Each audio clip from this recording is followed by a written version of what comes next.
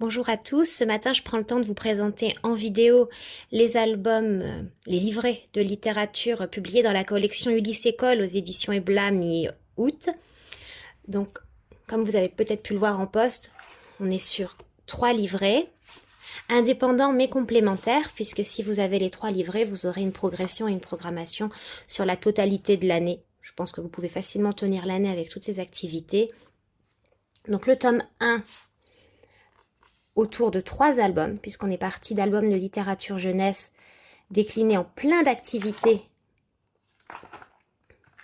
pour travailler des compétences de la grande section à peu près au cycle, fin de cycle 2. Donc le premier album, on va être sur la différence, 3 albums autour de cette thématique, le goûter de Tekoa, l'email et la légende des pandas, Jolène et la minuscule.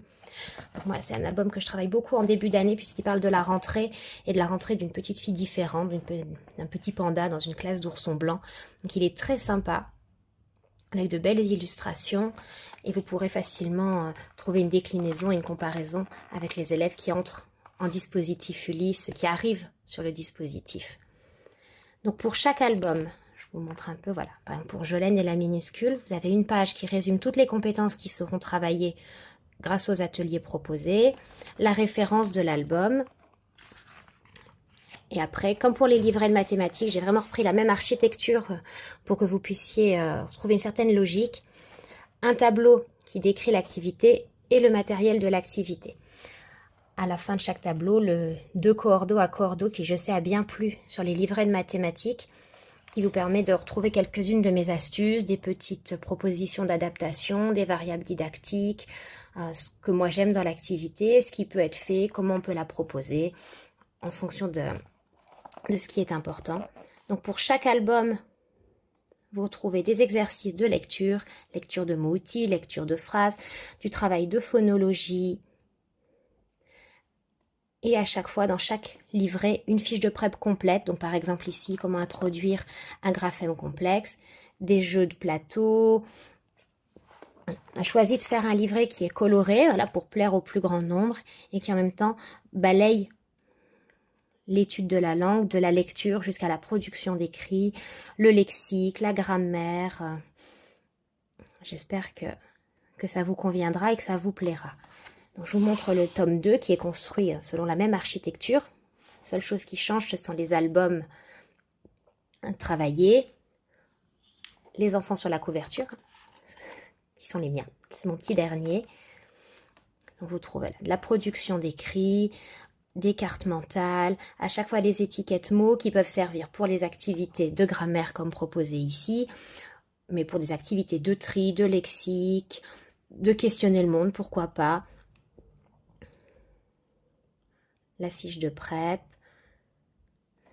à chaque fois un phonème complexe, graphème complexe plutôt, pardon, travaillé. Ici, on a même une activité de langage oral pour travailler, c'est la période autour des sorcières, des jeux de cartes. Et pour chaque, vous retrouverez au début de chaque livret des propositions d'évaluation sous forme d'exercices que vous pouvez proposer en évaluation diagnostique en début d'année ou en évaluation formative. On découpe un petit exercice dans le cahier du jour et on vérifie la compréhension de la notion. Et vous avez bien sûr le livret de compétences en français. Donc là, si vous avez au final les 7 livrets, vous avez un livret de compétences complet. Et je vous montre celui sur la nature, donc qui est le livret 3, plutôt pour la fin de l'année, avec des activités progressivement plus complexes quand même, avec de la conjugaison, beaucoup d'images qui, je pense, peuvent servir également en questionner le monde ou dans la partie temps, par exemple au CE1 ou au CE2, des jeux de cette famille. Tout est directement photocopiable, alors soit directement sans agrandissement, vous pouvez également les agrandir au format A3.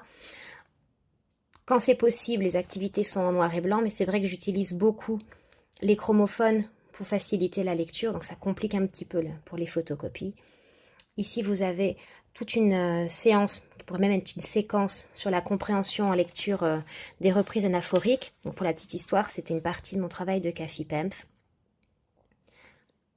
Je vous montre à chaque fois de la phonologie. Donc comme je vous ai dit, on est sur des livrets qui pourront convenir à des élèves de la grande section au cycle, fin de cycle 2, peut-être même début de cycle 3, pour faire quelques révisions.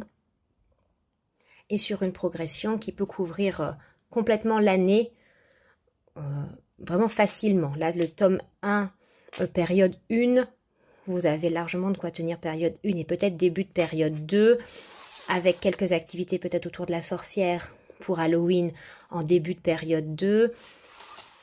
Et là, tome 3, on sera sur fin de période 4, période 5, qui est généralement très longue, avec des activités plutôt en lien avec la nature. Voilà. Donc, vous les retrouvez sur le site Ebla, je vous mets le lien en story. Avec le code Ulysse20, vous avez une petite réduction, parce que je sais que les budgets d'école sont serrés et que beaucoup de collègues comme moi financent ces livres sur leur budget personnel. Voilà, si vous avez des questions, n'hésitez pas, ce sera avec plaisir que j'y répondrai. J'espère que les personnes qui ont déjà acheté les livrets ont été convaincues ou ça leur a plu. N'hésitez pas à venir me dire ce que vous avez aimé, ce que vous avez moins aimé. Si vous voulez investir, j'espère que cette présentation, alors soit vous aura conforté dans le choix, soit vous aura donné des éléments pour faire votre choix. Et on se retrouve sur Instagram ou sur Facebook. Au besoin, n'hésitez pas à venir poser vos questions. Bon dimanche à tous!